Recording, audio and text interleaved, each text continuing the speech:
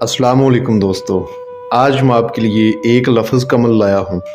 जो लोग परी को देखना चाहते हैं, परी को दोस्त बनाना चाहते हैं, उनके लिए बड़ा ख़ास अमल है। सिर्फ़ एक रात का अमल है और 5 मिनट का अमल है।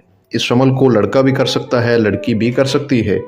अभी तक अगर आपने हमारे चैनल को सब्सक्राइब नहीं किया तो सब्सक्राइब कर लें, ताकि आपको हमारी अमलियात की हर नई से नई वीडियो मिलती रहे और आपके इल्म में इजाफ़ा होता रहे। ये एक रात का अमल है और एक ही लफ्ज़ का अमल है। ये एक नूरानी अमल है और नूरानी परी का अमल है। आप इस नूरानी परी को हाज़िर करके इससे अपने मसले मसाइल हल करवा सकते हैं। जो भाई अपने कफ़ील को अपने ताबा करना चाहते हैं, अपने फंसे हुए पैसे निकलवाना चाहते हैं, वो इस अमल को ज़रूर करें।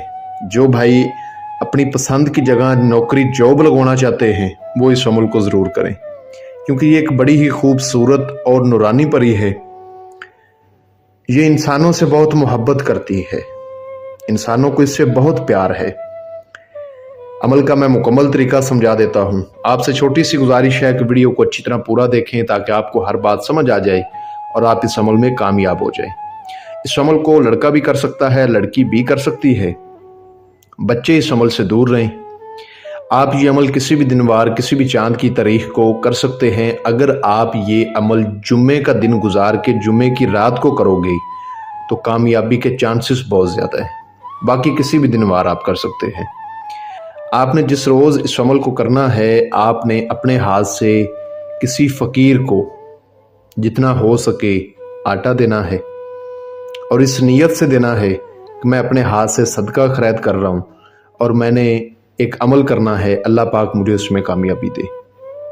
इस नीयत से आपने अपने हाथ से किसी फ़कीर को आटा देना है और मगरिब की नमाज के बाद आपने किसी तन्हाई वाली जगह पर चले जाना है। वहाँ पर जाकर सूरत फातिहा को, अल-हम्द शरीफ को 333 मरतबा पढ़ना है आपने, किसी वरान जगह पे जाके, और अल्लाह पाक से दुआ मांगनी है कि या अल्लाह पाक, मैंने जो रात को अमल करना है मुझे उसमें कामयाबी देना। मैं उस अमल की ज़कात अदा कर रहा हूँ या कर रही हूँ, लड़का करे चाहे लड़की करे। इस तरह से आपने ज़कात अदा करनी है और रात को इशा की नमाज के बाद जिस जगह आपने नमाज पढ़नी है उसी जगह बैठ के आपने इस अमल को करना है।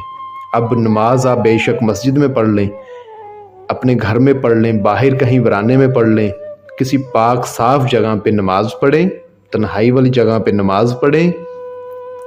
उसके बाद आपने उसी जगह बैठ के अव्वल आखिर 11 बार दुरूद इब्राहिमी, 7 बार आयतुल कुर्सी, 4 बार चार कुल्लों को पढ़ के, नई छुरी पर अगर नीचे फर्श है तो चाक पे दम करके इसहार लगा के उसके अंदर बैठ जाना है। और ये अल्फाज आपको स्क्रीन पर भी नज़र आ रहा होगा, या मजीदो, इसको 4000 बार आपने पढ़ना है। अब एक चीज़ का आपने ख़ास ख्याल रखना है, जिस रोज़ आपने इस अमल को करना है उस रोज़ आपने नशावर तमाम चीज़ों से परहेज़ करना है। पान, सिगरेट, नस्वार, हुक्का, गुटखा, बीड़ी, इन चीज़ों से सख्ती से परहेज़ होगा। इसके अलावा बड़ा गोश्त नहीं खाना और अमल को राज़दारिश करना है।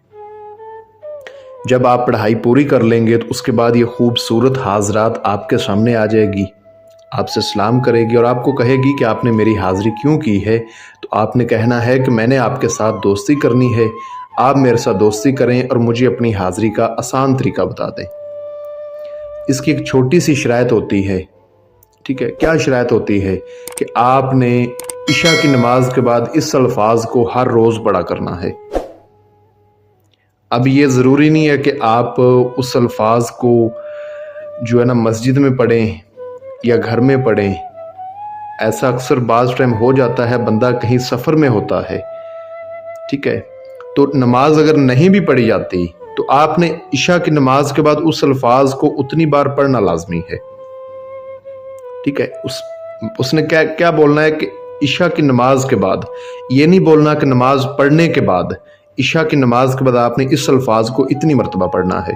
तो आपने कहना है ठीक है, बाज़ टाइम बंदा बीमार होता है, नमाज नहीं पढ़ी जाती, तो आप उस अल्फाज को लाजमी पढ़ें जितनी बार इसने बोला होगा।